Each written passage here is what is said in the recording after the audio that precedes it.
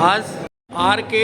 International school जो कि दिल्ली देहात और एनसीआर का फेमस स्कूल है, गत वर्षों की भांति भगवान परशुराम जन्मोत्सव धूमधाम से मनाया गया है। उसके विषय में आज जानकारी लेते हैं। जी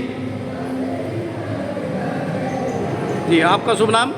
मेरा नाम सुनीता। देशवासियों को भगवान परशुराम जी की जन्मोत्सव की हार्दिक बधाई देती हूँ। जी, आज का आयोजन में क्या क्या कार्यक्रम हुआ उसके बारे में थोड़ी जानकारी चाहता हूँ।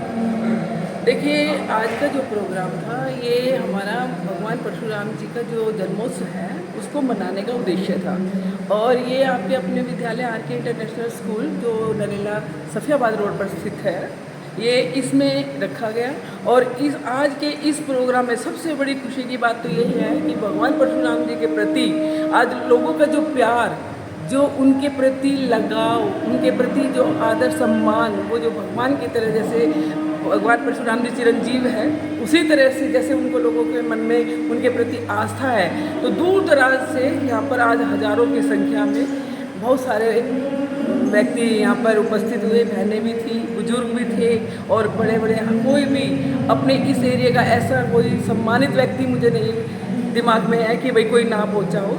बहुत हजारों की उपस्थिति में आज यहाँ पर लोगों की रही। तो देशवासियों को क्या कहना है आज की परशुराम जन्मोत्सव के? देखिए, भगवान परशुराम जी हमारे 24 अवतारों में से 10 अवतार के जो विष्णु भगवान के छठे अवतार हैं, और भगवान परशुराम जी के बारे में देखो बहुत सारी बातें हैं, और वो वाक्य में मैं तो एक बात उनके बारे में और ज़रूर कहूँगी कि उनसे ज़्यादा कोई पितृभक्त भी नहीं था।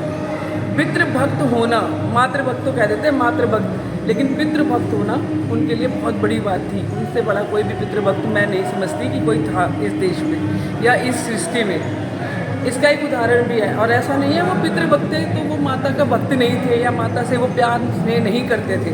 उन्होंने पितृभक्त मैं क्यों कह रही हूँ कि किसी बात को लेके उन्होंने अपने पिता के कहने से अपनी माता की गर्दन तक काट दी थी, लेकिन उसके लिए फिर उन्होंने क्या कहा कि नहीं, मेरी माता को भी पता नहीं चलना चाहिए कि मैंने ऐसा कुछ किया है, और अपनी माता के उन्होंने गर्दन जुड़वा भी दी थी।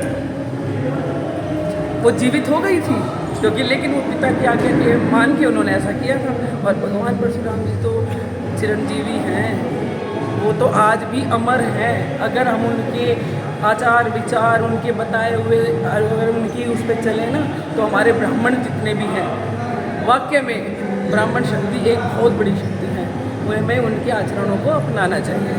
मैं तो पूरे देशवासियों को यही विशेष आज इस जन्मोत्सव पर यही कहूँगी कि हमें उनके आचरणों का पालन करना चाहिए। धन्यवाद।